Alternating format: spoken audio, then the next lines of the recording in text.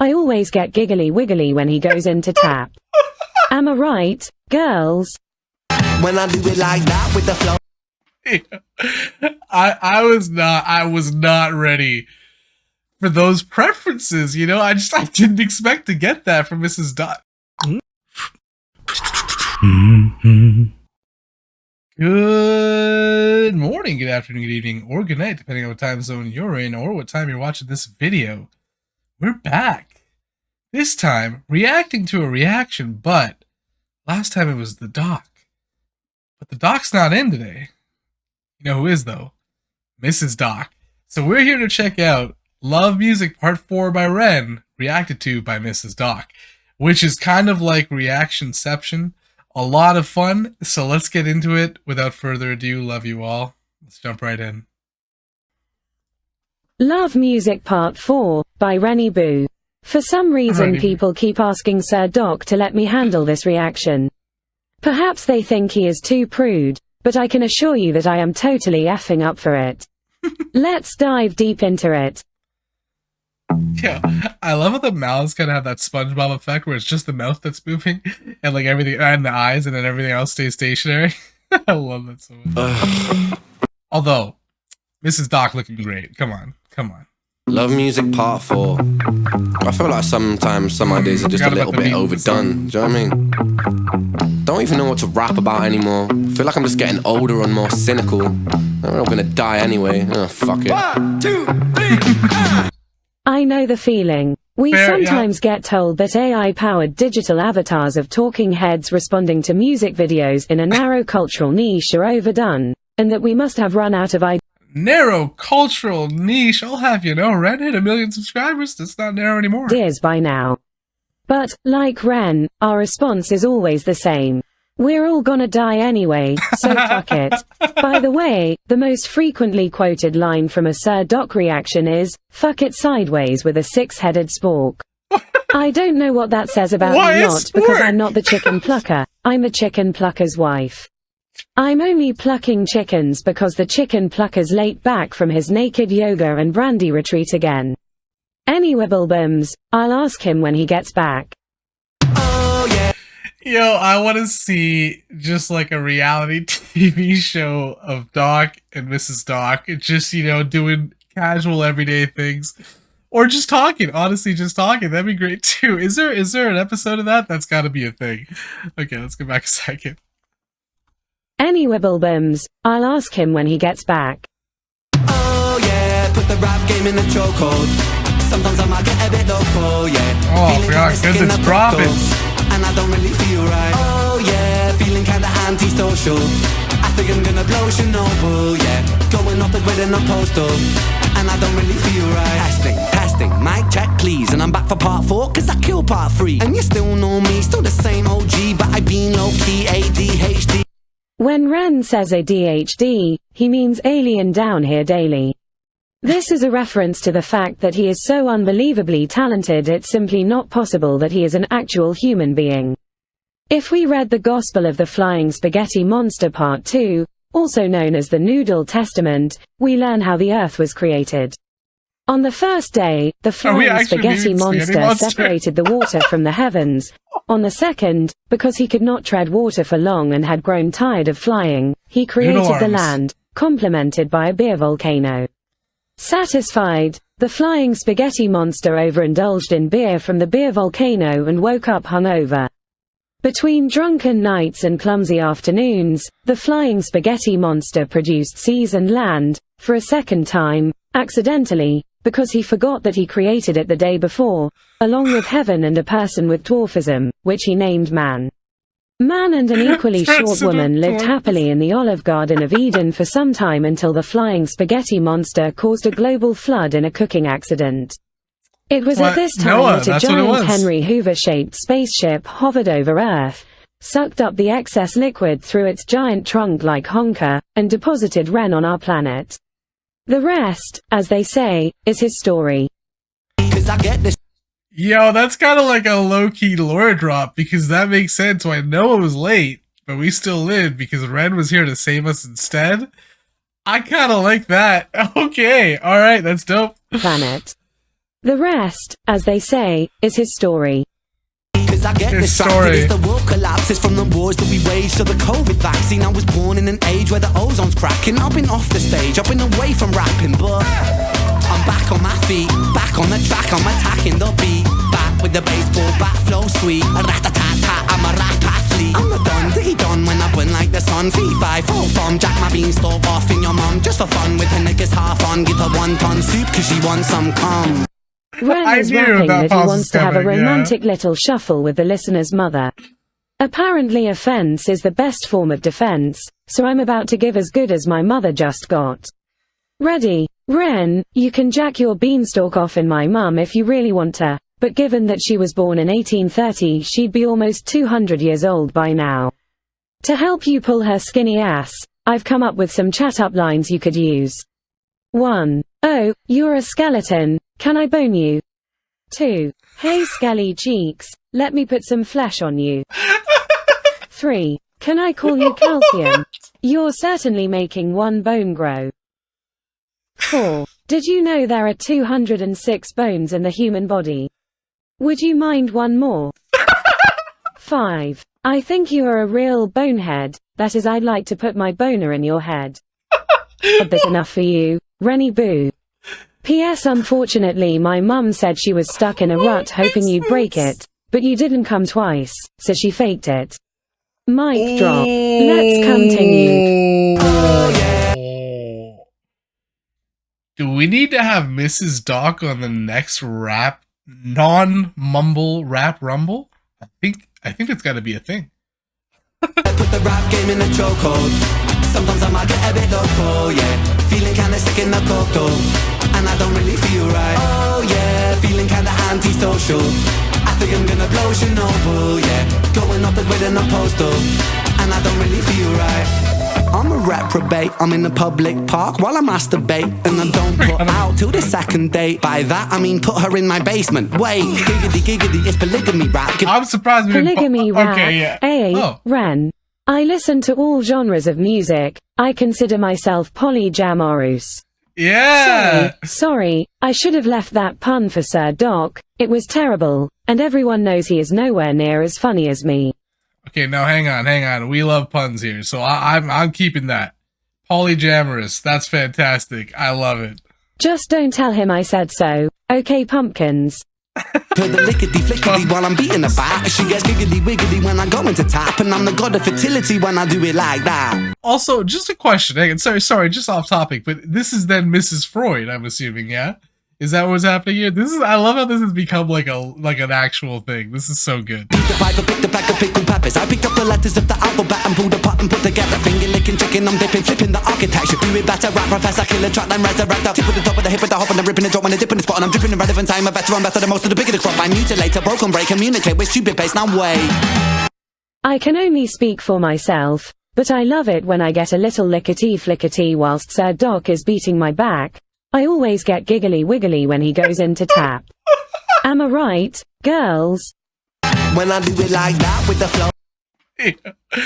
I was not ready for those preferences, you know? I didn't expect to get that from Mrs. Doc. You know, shout out to Mr. Doc. He sounds like he's keeping his wife happy. Good stuff, Doc. I appreciate you. Oh, then you know that I'm cold, colder than cold. I'm Sub-Zero, got that Jesus flow, make So it penis, stupid. bro. Oh Jesus, bro, why you stoop so low? We know from Animal Flow that Ren is inspired by Kanye West. The intro beat of that song is a reference to an early Kanye track, Black Skinhead, as confirmed by Ren. Black Skinhead was on Yeezus, the Kanye album that Ren quotes here, and amongst others on the album. The song was produced by Daft Punk, who Ren cleverly referenced in his recent diss when he said, "I slap you Daft, you little punk, that's how you get lucky." One difference between this album and Ren's upcoming one, however, is in marketing strategy. Kanye chose a minimalist approach with no official singles released, no track list, no list of features, only a release date. Instead of decorating his record, or its pre-release, with lavish, lustful artwork or promos, Kanye released Yeezus as just a dual-case CD. The idea being that it let the music speak for itself, without prejudged ideals based on aesthetics or presentation. Taking a completely different approach. Ren's upcoming album Sick Boy is likely to hit the UK #1 spot from pre-orders alone, largely driven by the fact that he has persuaded fans to buy the same album with 6 different album cover images, across multiple formats include CD and cassette tape. Clever stuff. Going back to Black Skinhead, the song also features a sample of Marilyn Manson's Prelude, The Family Trip. Low-key, we're getting like actual good knowledge drops, stuff that's taken thoughtful consideration while we're also getting these bars that she's dropping. I love it. From his 1996 album, Antichrist Superstar. That song consists of Manson reciting the poem Willy Wonka softly sang in the 1971 musical Willy Wonka and the Chocolate Factory. There's no earthly way of knowing which direction we are going. Which brings us back to Ren, and his many references to Willy Wonka. Oh, one more thing, did you know that Manson was considered for the role of Willy Wonka in a remake of the classic children's film? Johnny Depp got the job. However, Depp has stated that he based his performance on Manson, much like he based his portrayal of Captain Jack Sparrow in Pirates of the Caribbean on Keith Richards. I thought that was an awesome little factoid. Sweet dreams are made of this. Sweet dreams. Another mic drop, man. She's just nailing the commentary. I had no idea that he based that off Keith Richards. Wow, this is crazy. This is informative and entertaining. I like it, Mrs. Doc. I love it. I'm a little bit immature. I use jokes just to cope cause I'm insecure. C'est la vie, what will be, what has been before will repeat and repeat on the beat. Oh Lord, I'm sorry. Halle Berry, Luya, Halle Berry, do ya wanna show your hooters? Lick my monster balls and start a rumor. You can give me head like my name was Henry Tudor. That Halle Berry line about hooters was a clever way for Ren to get in the Monster Ball movie pun. But it reminds me of the Bloodhound Gang song The Ballad of Chasey Lane, from their 3rd studio album Hooray for Boobies. The narrator in the song is obsessed with Chasey Lane, a real-life pornographic film actress, and bombards her with fan mail. In the final verse she has actually responded to him and is at his house meeting the parents, showing off her hooters, and fucking him for blow. According to a band interview to the BBC, the song was written after Jimmy Pop had seen Chasey Lane in a clothing ad. When questioned if the infatuation was real, he commented, No. What happened was, I saw her in a clothing ad, and I was like, she's really cute. So I'm not sure if we started researching Chasey Lane, but she came out and performed on our record with us, and her arms were like, hairier than mine. And she was dumber than that table. In 2023, lead singer Jimmy Pop tweeted that he regretted that he had talked shit on Lane, had been butthurt that she hadn't shown up for a video shoot, and that her arms weren't hairy and she didn't come off as dumb, just bubbly. Facts. Not sure why I'm low-key, I'd be pretty annoyed with someone who put that out in public and later was like, I was just kidding. You know, that's kind of, damn, that he did not take that well. Holy smokes. And I'm assuming she took that well, but I'd be pretty annoyed. I'm off as dumb, just bubbly. Facts. Not sure why I'm sharing this story, apart from to say I used to think Bloodhound Gang were great, now I'm not so sure. In fact, Jimmy Pop comes across as a complete chauvinistic dickhead. What a shame. It's funny because some of Ren's lyrics, particularly in this song, could be seen in a similar vein, but somehow he seems to pull it off, and come across as a cheeky chappy rather than a sexist pig. I wonder whether the song will stand the test of time. Ren is actively engaged in a discussion about cancel culture, and it will be really interesting to see how this all pans out.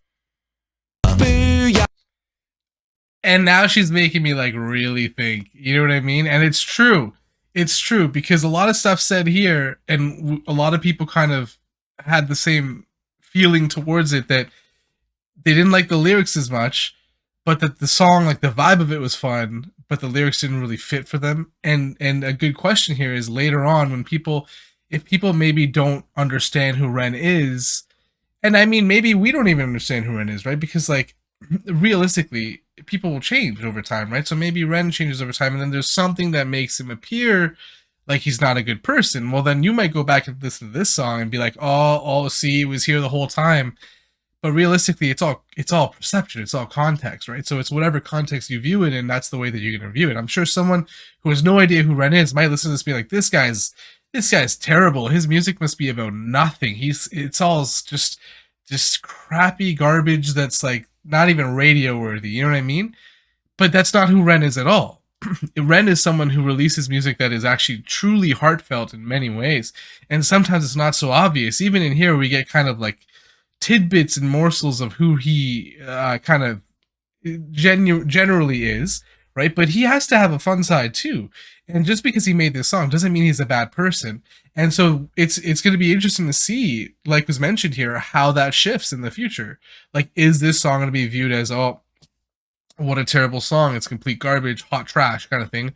Or is it going to be like, yeah, that was such a fun track produced by that awesome guy who also makes this fantastic music too, and this was just one of his avenues that he took? Time will tell. Time will tell. Mrs. Doc got me thinking.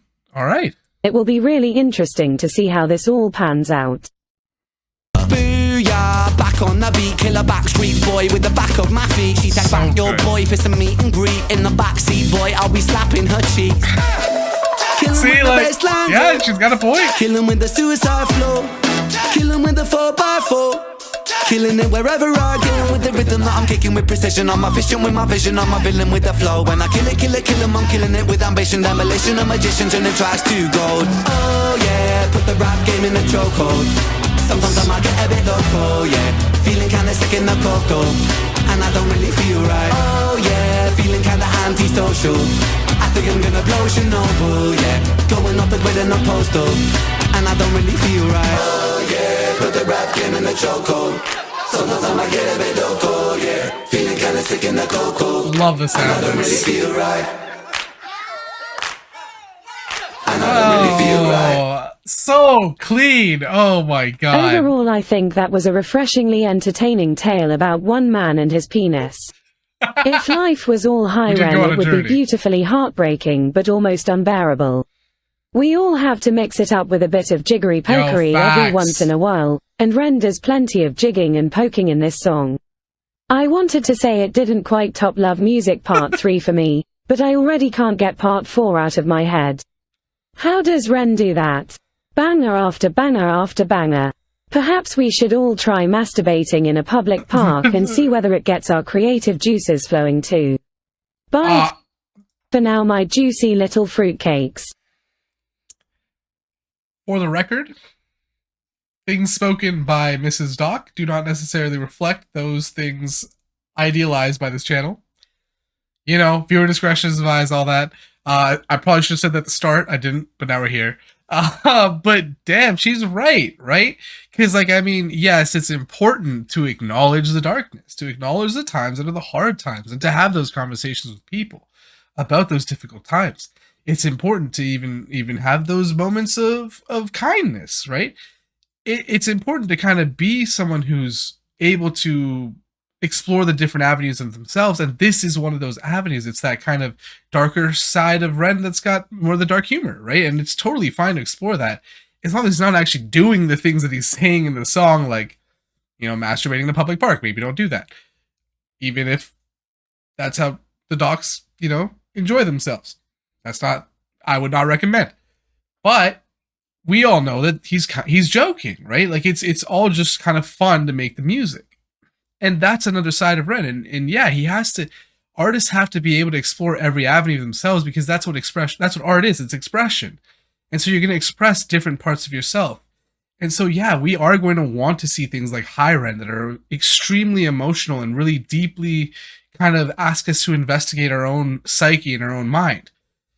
But we are also going to want Ren to explore the other sides of himself, and this is one of those sides. And that's what's so awesome about music, is we get to learn who Ren is through his songs and through his tracks, and also through the eyes of Mrs. Doc and Mr. Doc, you know, who are now part of this journey, which is amazing, and I love it. And all of you who give me insights onto the different songs and different things to look into next, and that's awesome. And that's what art is. That's what music is. It's about communication.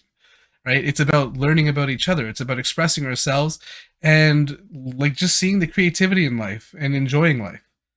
Well, damn, I got a lot to think about now. I was not expecting this to be how this one went, but I love it. I love it. We never know where we're going here, and that's okay. That's okay. Love you all. Hope that your week is better than your day.